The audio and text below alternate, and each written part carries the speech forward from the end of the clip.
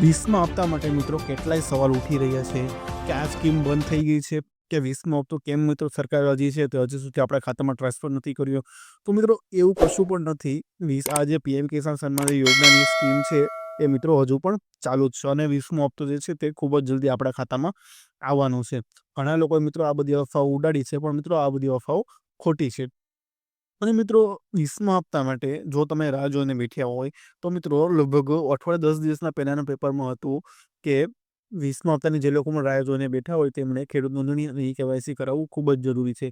જો તેઓએ ખેડૂત નોંધણી અને કેવાયસી ન કરાવી હોય તો તેમના ખાતામાં હપ્તો અહીં આવે અને હપ્તો આવતો જે છે તે અટકી જશે. તો મિત્રો તમારે ખાસ મારી તમને વિનંતી છે કે ખેડૂત નોંધણી અને કેવાયસી તમારે ખૂબ જ જરૂરી કરાવવી પડશે. તો મિત્રો સવાલ એ છે કે આપણે ખેડૂત નોંધણી અને કેવાયસી મિત્રો ક્યાં કરાવશું? તો પીએમ કિસાન સન્માન યોજનાની જે વેબસાઇટ છે તેમાં મિત્રો ત્યાં જઈને તમે કરાવી શકો છો. જોઈ શકો છો તમે સામે તો 2 ઓપ્શન છે કે ન્યૂ ફાર્મર રજિસ્ટ્રેશન અને કેવાયસી. તો મિત્રો આ બંને ઓપ્શન છે ખેડૂત નોંધણી અને કેવાયસીમાં. ત્યાં વેબસાઇટ પર જઈને તમે ખેડૂત નોંધણી અને કેવાયસી કરાવી શકો છો. અને મિત્રો જો તમારા ગામમાં કે આસપાસના પરિસરમાં જો કોઈ જે લોકો સરકારી કાર્યકામ કરતા હોય એટલે કે અમુક આ બધી યોજનાઓ છે તેઓ છે ઘણી જગ્યાએ તેઓ ફોર્મ ભરતા હોય તો મિત્રો તે જગ્યાએ પણ તમે જઈને કરાવી શકો છો અને આપણા ફોનમાંથી પણ આપણે આ વેબસાઇટ પરથી કરી શકીએ છીએ.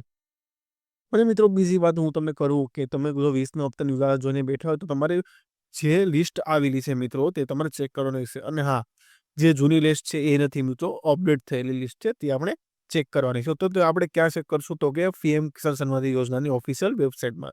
તો મિત્રો તેમાં વેબસાઇટમાં આપણે નીચે જશું એટલે બેનિફિશિયરી લિસ્ટ નામનું ઓપ્શન આપણી સામે આવી જશે. જોઈ શકો છો મિત્રો કે બેનિફિશિયરી લિસ્ટ છે જે મેં ખોલી લીધી છે. અને મિત્રો આમાં આપણે આપણું જે રાજ્ય હોય, ડિસ્ટ્રિક્ટ હોય, તાલુકો હોય કે પછી આપણું ગામ છે એ બધું આપણે સિલેક્ટ કરી લેવાનું છે. એ બધું મિત્રો આપણે સેવ કરશું એટલે ગેટ રિપોર્ટ પર ક્લિક કરવાનું છે. એટલે મિત્રો આપણા ગામની જે લિસ્ટ હશે આખી તે મિત્રો આપણી સામે આવી જશે. એ મિત્રો આખી લિસ્ટ આપણે ચેક કરવાની છે કે એમાં આપણું નામ છે કે નહીં. અને હા, કદાચ એવું પણ થાય કે એમાં આપણું નામ ન હોય તો મિત્રો તમારે ડરવાની જરૂર નથી. લિસ્ટમાં છે જે હજી પણ ફેરફાર કરવામાં આવશે. આગળ જતા લિસ્ટ અપડેટ થશે તો તમારે પાછું ચેક કરવાનું રહેશે એમાં તમારું નામ છે કે નહીં.